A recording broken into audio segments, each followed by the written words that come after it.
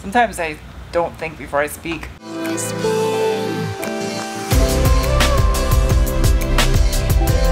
Hello, people of the internet. Today I'm gonna get back to work on restoring my Graham's 1994 Ford Ranger 4x4. If you're new and you want to get caught up on this project, up above my head is a link to a delicious recipe for some belly button lint souffle. Just in case you missed that last video, I got the front body panels lined up and mounted, as well as the nose cone, and did most of the wiring under the hood. That guy right there, like that. And it's got the ground attached to it. Winner, winner, chicken dinner. Found it. I got some parts back from powder coating, the engine torque damper, and pulley. It goes down inside here. Somewhere, there's a hole. I kind of lucked out that I was able to find a genuine Motorcraft positive battery harness. Goes like the starter and the alternator and the battery. That one's gonna be a pain in the ass. I spared all of you 3 minutes of footage of me rotating this truck around so I could put it on the lift. You're welcome. Oh yay, the fun stuff.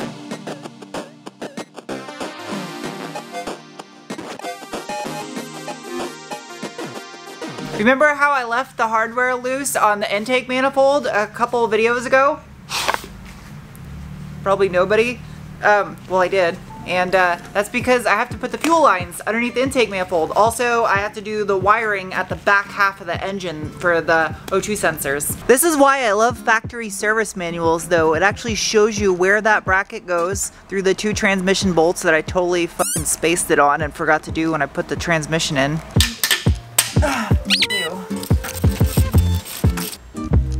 Fuel lines.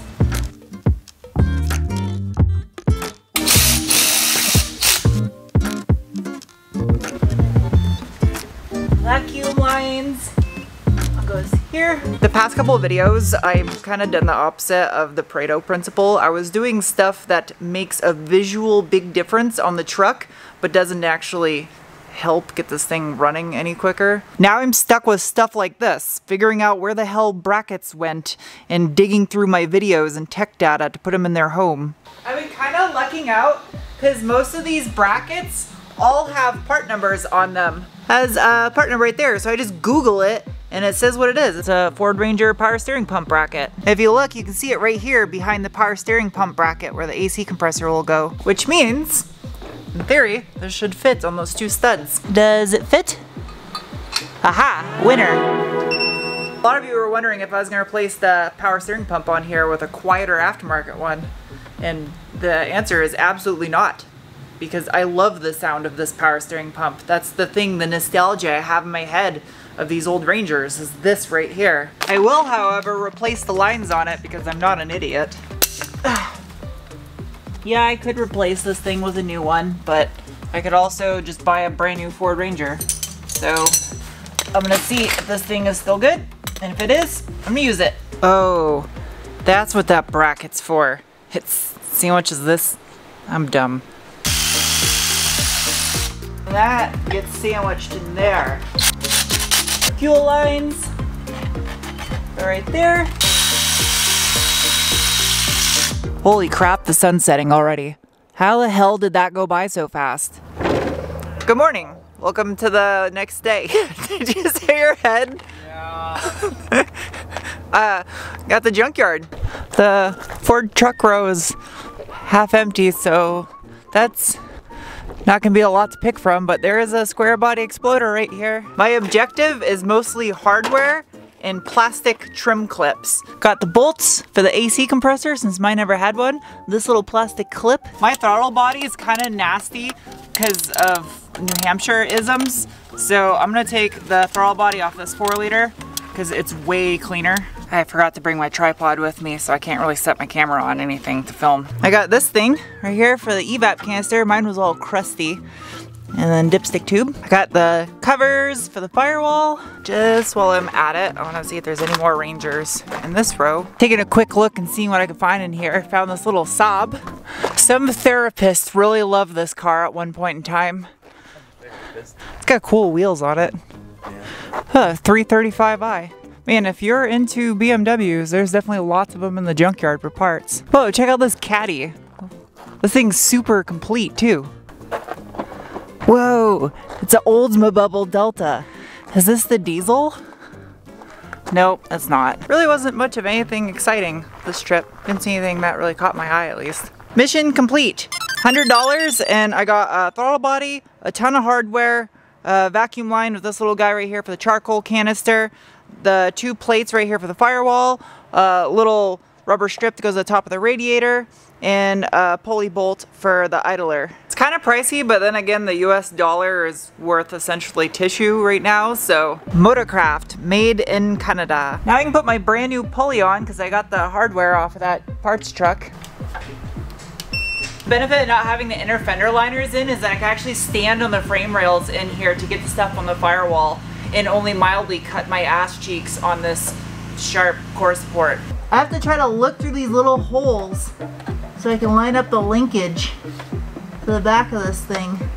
It's really hard to see down inside here. I gotta try to put this clip on the end of this wiper motor linkage. I think I got it. What the fuck? These actually have a torque spec in the tech data. I'm gonna do that just because that's ridiculous. Fresh new plate. This is an AC compressor. This truck never had one before. And it's a genuine Motorcraft part. Yay.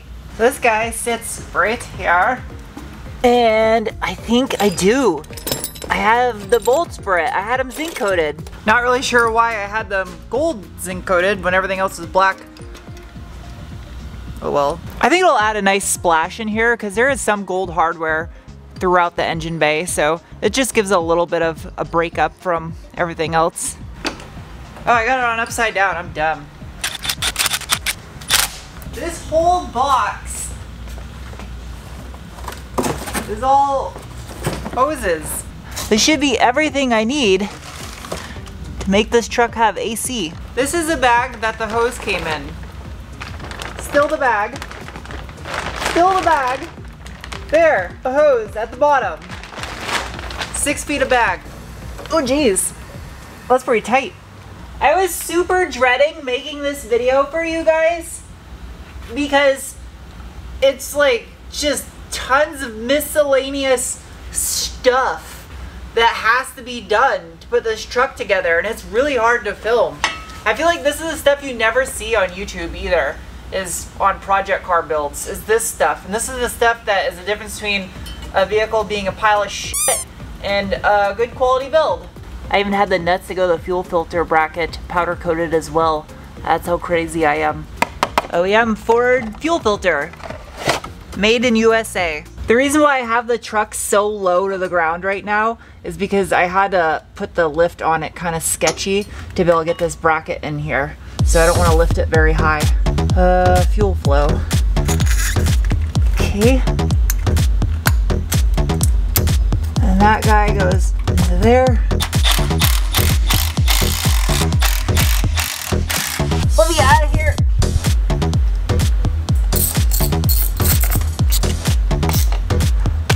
New OEM thermostat, factory temp. I got a foam thingamadoodle. It's a thingamadoodle with foam on it. Oh yeah, of course I would put the wiper motor in before I put the lines going to the washer squirters. That was absolutely brilliant of me. Oh come on, just peel. Why is everything in this engine bay a massive ass pain? What in the origami fruit bats is holding this thing on?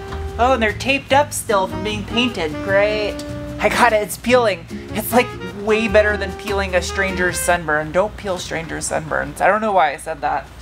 Sometimes I don't think before I speak. Now, this little foam dude, probably like right there.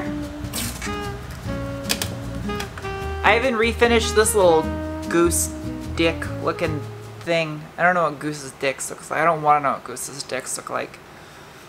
I cleaned out the inside too and de-rusted it. It's all nice and brand new again.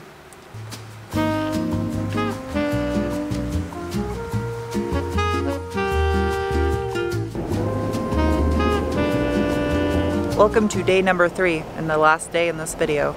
I put a Gump to bed this morning when I got here. I've been dailying the Forester. This tree is pooping all kinds of stuff, so keeping it covered. That and keeps the sun off of it. So this was a stupid rookie move.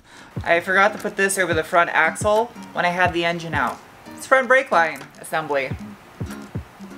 Not impossible, just irritating. Should probably disconnect this at the union, make my life way easier. Yeah, that's what I'm gonna do. One thing I can't swear by enough, something that I learned in the Air Force working on hydraulic test stands and bomb lifts and stuff all the time, is getting yourself a good set of line wrenches for hydraulic fittings. It'll save you so much ass pain of stripped fittings in the future. I think it goes up like this. And then it would clip in like right there. So I think this goes like this. Yeah, whilst I'm down here, might as well put on this guy right here, since it goes down by the crank. Made in Germany. Man, I'm getting genuine Ford parts made from all over the different places. Oh, because it's the, oh, yeah, that's how it goes. Well, it doesn't really have much play in the mounting of it, so I guess there's not much adjustment you can really do. This right here is the original wire tie from the factory that went in the corner of the block right there. It was a little loop and the wire harness went through it. It was mangled and rusty and disgusting, so I cleaned it the wire wheel, straightened it out.